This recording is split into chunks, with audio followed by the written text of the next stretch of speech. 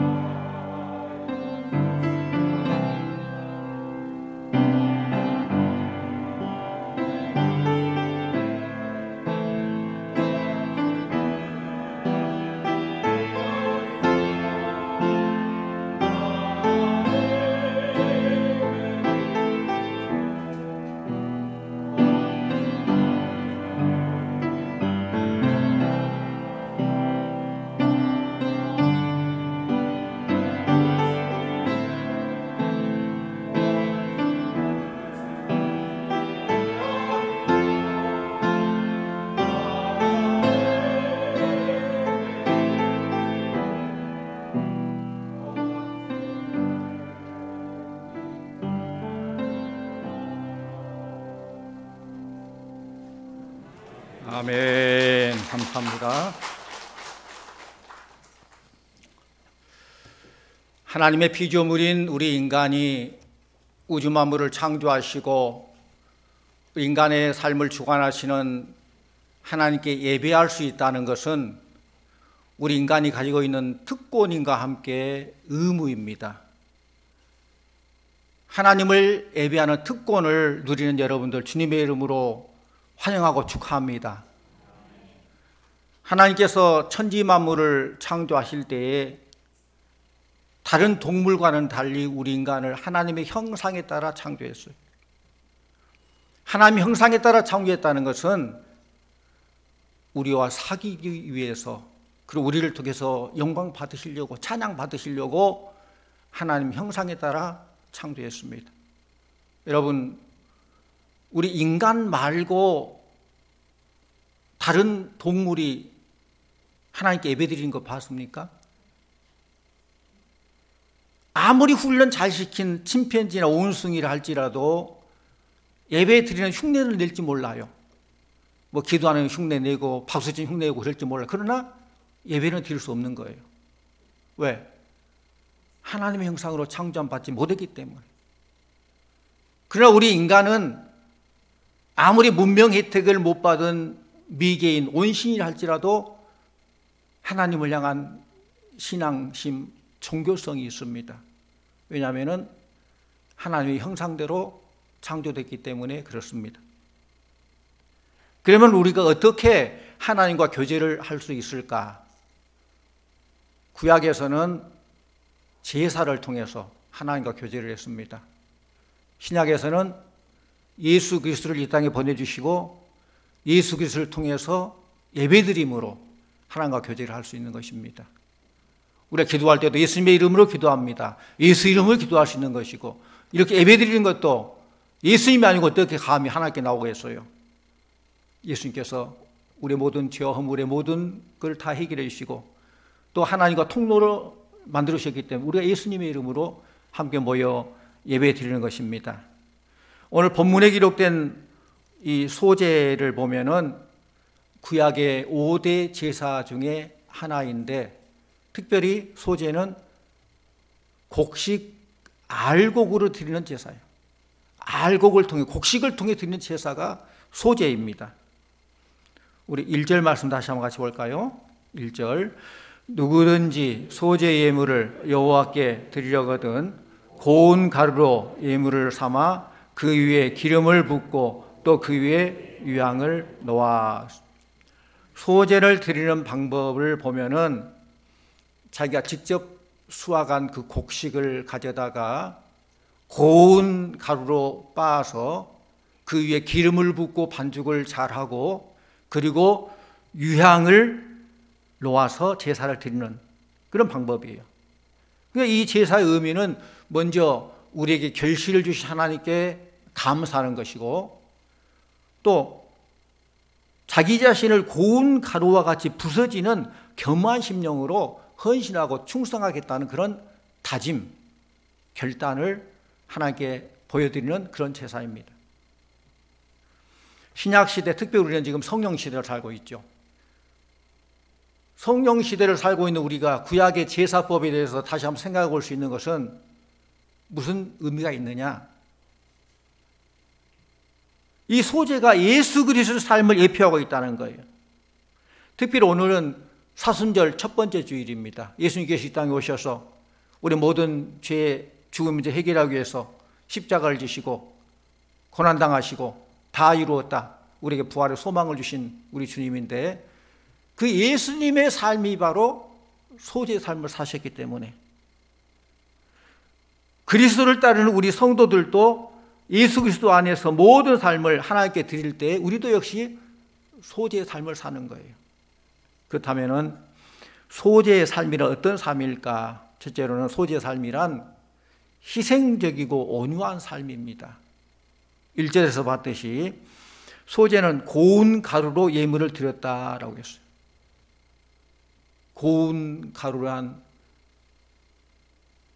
거칠지 아니하고 조잡하지 아니하고 불순물이 없는 아주 순수한 고운 가루를 말해요. 그런데 고운 가루는 그냥 되지 않습니다. 고운 가루가 되기 위해서는 희생이 있어야 돼요. 부서지고 빠지고 그런 희생 헌신이 없이는 고운 가루가 되지 않습니다. 곡식은 빻으면 빻을수록 부드럽고 고운 가루가 됩니다. 우리가 평상시에는 밥을 주식으로 먹고 있는데 특별한 날에는 떡을 만들어 먹잖아요. 떡과 밥의 차이가 뭡니까? 곡식 알갱이를 부수지 아니하고 그렇게 해서 쪄서 하면 밥이 되고, 곡식을 잘 갈아가지고 가루로 해서 반죽해서 찌면 떡이 되죠. 또는 그냥 알갱이를 그냥 쪄가지고 그냥 먹으면 밥이고 잘 으깨면 또 떡이 되고 그러죠. 저도 옛날 사람인 것 같아요. 제가 어릴 때만 해도, 요즘이야 뭐 방앗간에 떡방앗간에서 다 떡을 아주 쉽게 잘 하잖아요. 어릴 때 명절 때가 되면 떡 하는 것이 상당히 큰 일이었죠. 인절미를 하는데 찹쌀을 잘 밥을 만들어서 절구에 넣고 매로 칩니다. 매로 치는데 저는 매로 치고 어머니는 안 튀어나가게 우겨 넣는 거예요. 쉬운 일이 아니에요. 박자를 잘 맞춰야 돼요. 잘못하면 손 다쳐요.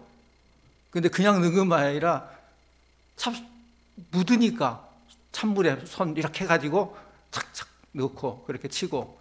근데 희한한 것은 많이 치면 많이 칠수록 쫄깃쫄깃하고 맛있는 인절미가 되더라는 거예요. 요한복음 6장 35절 말씀 보면 예수님께서 말씀하셨어요. 내가 곧 생명의 떡이라. 예수님께 생명의 떡이라는 거예요.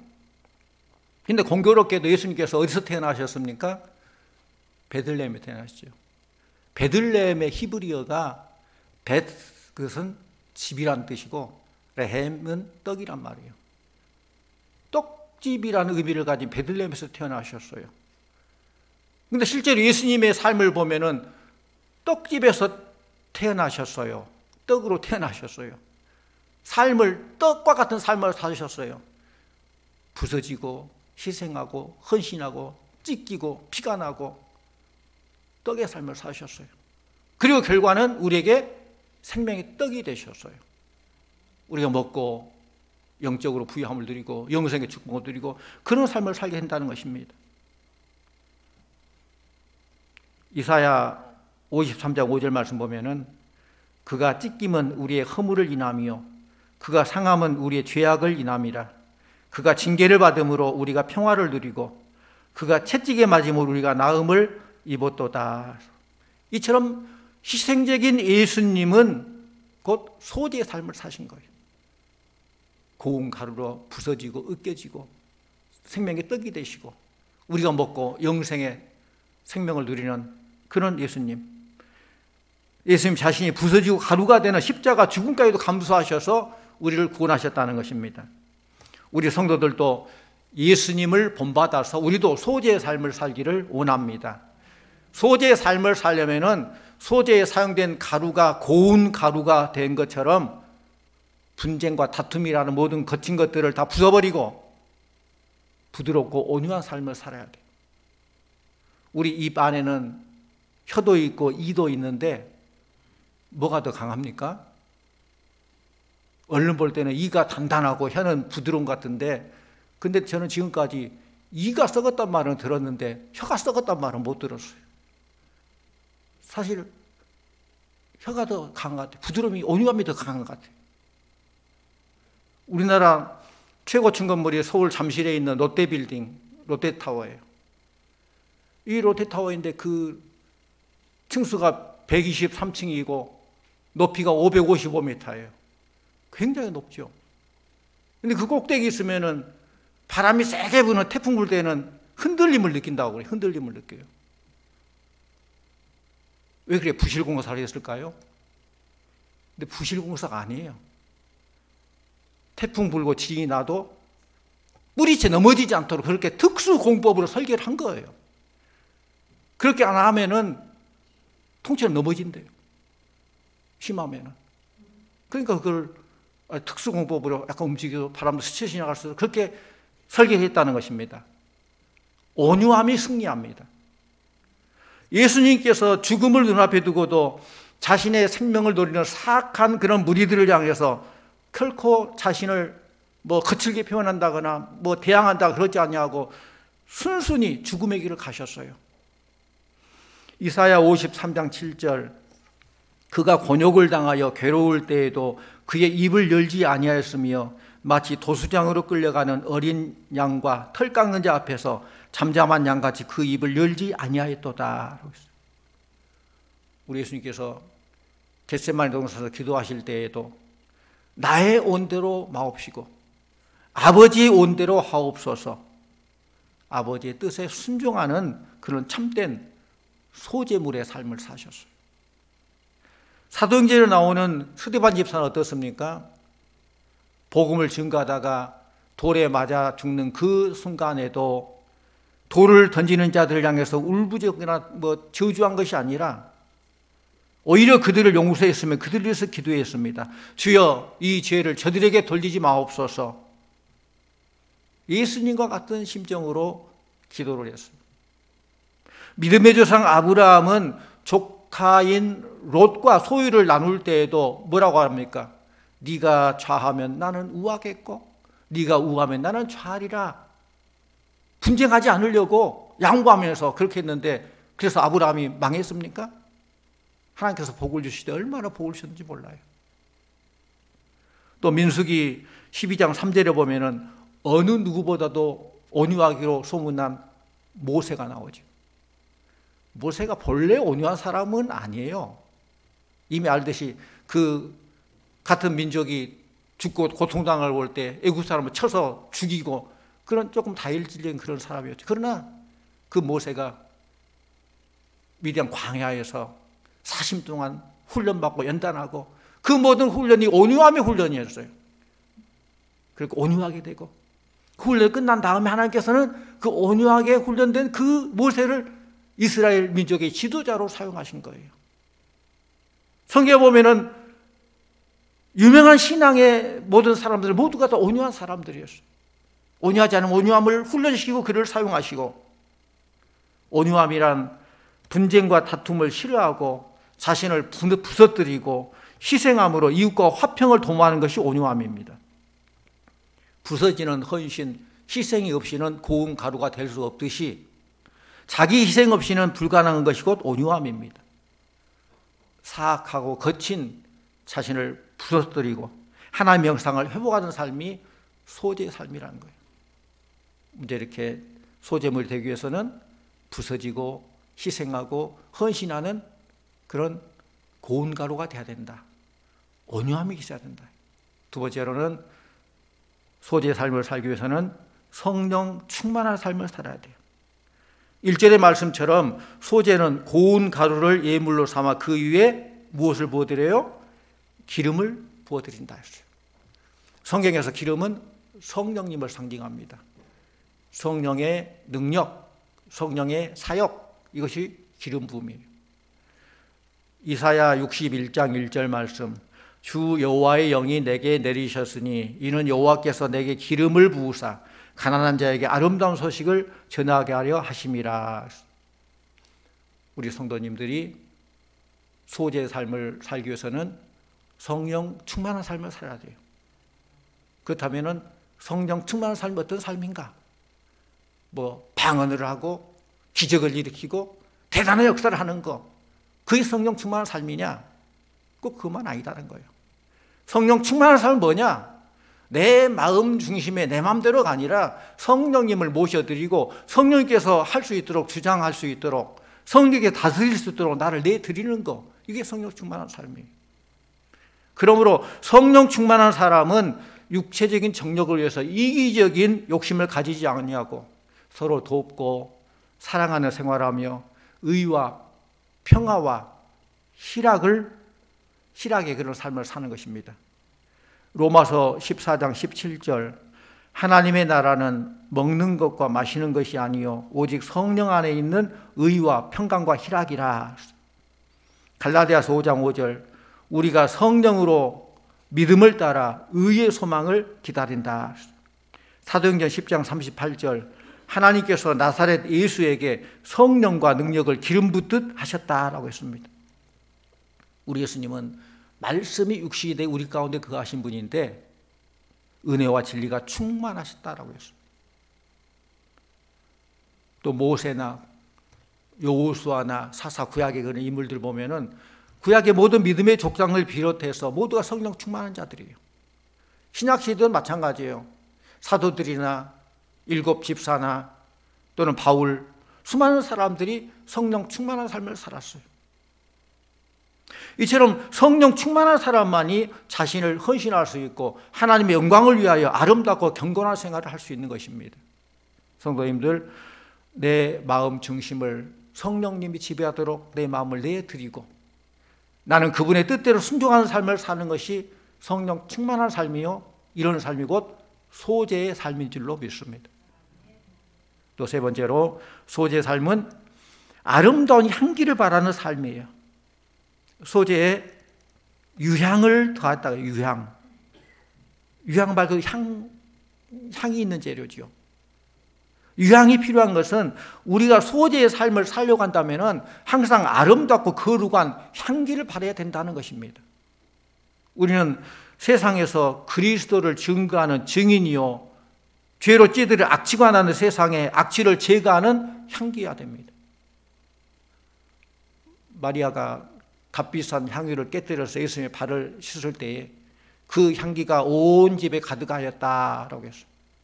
마찬가지로 우리가 그리스도 향기를 발할 때에 내가 있는 곳곳에 그윽한 그리스도 향기가 온 천지에 진동해야 돼요. 나를 통해 향기가 나야 돼요. 여러분, 벌과 나비가 멀리서도 꽃을 보면 찾아오지요. 참 영험한 동물 같아요. 벌나비가 찾아와요. 향기가 진하면 진해서 더 멀리서도 찾아와요. 그런데 생각을 다시 해보면은 꽃 향기가 이미 멀리까지 갔다는 거죠. 벌과 나비도 대단하지만 꽃 향기가 그 멀리까지 갔기 때문에 벌과 나비 그 냄새를 맡고 향기를 맡고 찾아온 것뿐이에요. 마찬가지로 우리가 그리스도의 향기를 바랄 때 많은 사람들이 우리를 통해서 주께로 돌아오게 될 줄로 믿습니다. 우리가 바라는 향기는 어떤 향기냐? 고린도후서 2장 15절의 말씀처럼 구원 얻은 자에게나 망하는 자들에게나 하나님 앞에서 바라는 그리스도의 향기가 된다는 거예요. 이런 찬양도 있잖아요. 가시밭에 백합화 예수 향기 날리니 할렐루야 아멘. 우리 예수님 백합화예요. 근데 가시밭에 백합화예요. 가시밭에 백합화가 있다고 합시다. 바람이 붑니다. 동남풍이 붑니다. 서북풍이 붑니다. 가시가 흔들립니다. 백합을 찔러요. 백합이 얼마나 아프겠어요. 근데 백합이 찔리면 찔릴수록 그 향기가 더 멀리 나가더란 거예요. 그게 바로 예수님의 삶이에요. 예수님을 보면 우리들의 삶이에요. 그래서 향기를 발해서 구원 얻는 자에게나 망하는 자들에게나 하나님의 바라는 그리스도의 향기된 삶, 그런 삶이 곧 우리 성도의 삶이요 소재의 삶이라는 거예요. 우리가 헌신적이고 온유한 삶, 성령 충만한 삶, 거룩한 향기가 가득한 그런 삶을 살아야 하나님께서 인정하시고 기뻐하시는 그런 소재의 삶을 살게 되는 것입니다. 그런데 또 중요한 것은 소재를 드릴 때 반드시 지켜야 될 규례가 있다는 거예요. 그 소재물에 넣어서는 안 될 것이 있고 반드시 넣어야 될 것이 있다는 거예요. 11절 말씀 같이 보십시다. 11절, 너희가 여호와께 드리는 모든 소재물에는 누룩을 넣지 말지니 너희가 누룩이나 꿀을 여호와께 화제로 드려 사르지 못할지니라. 먼저 뭘 사용해서는 안 된다고요? 누룩 그리고 꿀 사용해서 안 됩니다. 그 뒤에 13절에 보면은 소금은 반드시 사용해야 된다라고 했어요. 여기 영적 의미가 있습니다. 여호와께 드리는 소재물에 누룩을 넣지 말라는 이것은 소재를 드린 자의 삶은 죄악과는 구별되는 삶을 살아가는 거예요. 죄악과 구별되는 삶. 누룩은 그 발효되는 성질 때문에 죄의 전념성, 부패를 상징합니다. 마태복음 16장 6절에 보면은 바리새인과 사두개인의 누룩을 삼가라라고 했어요. 그들의 잘못된 교훈을 삼가라는 거예요. 그걸 받아들이고 그 영향을 받으면은 부패되고 썩듯이 그 영향을 받기 때문에 그래서 삼가라고 했어요. 누룩은 그들의 교훈을 말하고 그 해악이 급속도로 전해지기 때문에 삼가라고 합니다. 고린도전서 5장 8절 말씀 보면은 적은 누룩이 온 덩어리에 퍼진다라고 했어요. 그러니까 이 소재물에 누룩을 넣지 말라는 것은 성도들의 삶이 죄를 멀리하는 삶이 돼야 된다라는 그런 말씀입니다. 시편 1편 1절 말씀 보면은 복 있는 사람은 악인의 꾀를 따르지 아니하며 죄인의 길에 서지 아니하며 오만한 자의 자리에 앉지 아니한다라고 했어요. 그러니까 악인의 꾀를 따르면은 악한 생각을 하게 되면은 결국은 죄인의 길에 서게 돼요. 죄를 짓게 돼요. 죄인의 길에 서게 되면은 눌러 앉게 돼요. 오만한 자 눌러 앉게 되는 거예요. 죄가 가만히 있는 게 아니라 죄가 생각을 하면은 죄로 가게 되고 한 번 더 죄를 짓다 보면 그게 습관화돼 버리고 그런 전염성이 있다는 것입니다. 그러니까 악한 생각부터서 싹둑 잘해야 된다는 것이죠. 그것부터 시작을 해야 돼요. 로마서 5장 19절 말씀, 한 사람이 순종하지 아니함으로 많은 사람이 죄인이 된 것 같이 한 사람의 순종하심으로 많은 사람이 의인이 되리라 라고 했어요. 이 표현은 똑같이 한 사람입니다. 앞에 한 사람은 아담, 뒤에 한 사람은 예수 그리스도예요. 그 앞에 한 사람, 아담의 범죄로 인해서 모든 사람이 죄인이 되었고 그 죄악의 번성 때문에 고통과 파멸과 죽음, 형벌을 면치 못하게 된다는 거예요. 그러나 뒤에 예수 그리스도를 통해서 뒤에 한 사람, 예수 그리스도께서 십자가에 못 박혀 돌아가심으로 그 구속의 피를 믿음으로 우리가 의인으로 일컬음을 받게 된다는 것입니다. 히브리서 7장 26절에서 히브리서 저자는 예수님을 거룩하고 악이 없고 더러움이 없고 죄인에게서 떠나 있었다라고 소개하고 있습니다. 이처럼 소재물에는 누룩을 넣지 말아야 되고 두 번째로는 꿀을 넣지 말아야 된다라고 했어요. 이것은 육체적인 쾌락을 멀리하라라는 것을 말하고 있습니다. 꿀 얼마나 맛있습니까? 찍어서 먹어보면 달고 맛있죠. 그런데 그 꿀에 취해서 계속 먹다 보면은 이제는 나중에 막 속이 쓰리고 혼이 나게 돼요. 적당히 먹어야죠. 성경에서 꿀은 세상적인 연락, 쾌락을 말하고 있습니다. 잠언 5장 3절에 음녀의 입술은 꿀을 떨어뜨린다.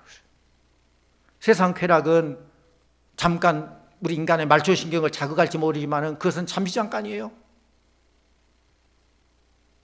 인간의 무절제한 쾌락은 꿀단지에 빠진 파리처럼 먹을 때 얼마나 달고 그래요. 그걸 헤어나지 못해 계속 앉아있으면 점점 빠져 죽고 말아요. 결국 파멸이에요. 성도님들, 성도의 삶은 이런 유혹을 이겨내는 삶이어야 돼요. 여러분의 삶 가운데 수시로 부딪히는 중요한 문제는 뭡니까? 내일의 행복을 위해서 순간의 쾌락을 포기할 것인가? 순간의 쾌락을 위해서 내가 참고 절제할 것인가? 이런 문제들이죠. 성도는 순간의 쾌락을 위해서 영성을 잃어버리는 그런 어리석은 자가 되어서는 안 된다는 말씀입니다. 마지막으로 소재에 누룩과 꿀을 금하는 반면에 반드시 넣어야 될 것이 있는데 소금을 사용하라라고 했습니다. 13절 말씀 같이 옵니다. 13절, 내 모든 소유물에 소금을 치라. 내 하나님의 언약의 소금을 내 소재에 빼지 못할지니 내 모든 예물에 소금을 드릴지니라. 아멘. 제물에 소금이 들어가는 것은 우리와 하나님의 변함없는 영원토록 그 언약, 하나님의 약속은 영원토록 변치 않는다는 거예요. 소금이 썩지 않고 변치 않듯이 하나님의 약속은 변치 않는다. 특별히 언약을 히브리어로 베리트라고 해요. 베리트. 그 뜻은 뭐냐? 자르다는 거예요. 자르다. 그래서 구약시대 때 언약을 할 때는 어떤 약속, 계약을 할 때는 짐승을 잡아가지고 배를 쫙 갈라가지고 약속을 한 거예요. 무슨 뜻이냐? 당신과 내가 만약 계약을 깰 때는 이 배가 갈라진 것처럼 죽는다. 끝딱 난다. 그런 의미로 자르면 베리트, 그 계약이에요. 에베소서 6장 24절 말씀, 우리 주 예수 그리스도를 변함없이 사랑하는 모든 자에게 은혜가 있을지어다라고 했어요. 그러니까 우리는 하나님의 그 사랑을 받고, 우리는 변함없는 하나님의 사랑을 받고 하나님의 말씀을 믿고 변함없는 신앙생활을 잘 유지해야 돼요. 하나님 변함없이 우리를 사랑하고, 우리가 늘 냄비처럼 어떨 때는 뜨겁고 어떨 때는 식어버리고, 일이 잘 될 때는 하나님께서 나를 사랑한 것 같고, 또 꼬일 때는 하나님이 나를 멀리한 것 같고, 그 우리의 생각이죠. 하나님은 변함없이 우리를 사랑한다고 했어요. 소재의 삶을 사는 우리들은 죄와 육체의 쾌락을 멀리하고 하나님께서 원하시는 거룩한 존재로 살아야 됩니다. 주의 온갖 죄악의 유혹 가운데서도 확실한 신앙을 유지하고 성도로서 순결성을 지켜나가야 됩니다. 사랑하는 성도님들, 말씀을 정리합니다. 고운 가루처럼 주님을 위해서 희생과 헌신을 다짐하며 특별히 온유한 삶을 사시기를 바랍니다. 또 기름을 붓듯이 우리의 모든 성도의 삶은 성령 충만한 삶을 삶으로, 내가 내 마음대로 세상 뜻대로가 아니라 주님께 내어드리고 성령께 내어드리고 성령께서 주장하시고 성령이 일할 수 있도록 내어드리는 성령 충만한 삶을 사시기를 바랍니다. 그 위에 유황을 놓듯이 하나님의 향기를 바라는, 그리스도의 향기를 바라는 성도님들 다 되기를 바랍니다. 우리가 세상 속에 살지만은 세상에 동화되지 아니하고 죄와 구별된 그런 삶을 살며 세상 유혹과 쾌락을 멀리하고 말씀대로 믿고 순종하며 나아가는 복된 성도님들, 소재의 삶을 살아가는 성도님들 다 되시기를 주의 이름으로 축원합니다. 기도하십시다. 아버지 하나님, 감사합니다. 우리 모두가 주님의 기쁨이 되기를 원합니다. 우리 모두 예수님의 삶을 본받게 해주시고 희생과 헌신의 삶, 온유한 삶을 살아서 하나님께 영광 돌리게 하여 주시옵소서. 사람들에게는 사랑을 베풀며 그래서 향기를 드러내는 예수님께서 소재의 삶이 되셨듯이 우리도 소재의 삶을 살아가는 우리 성도들 다 되게 하여 주시옵소서. 예수님 이름으로 기도하옵나이다. 아멘.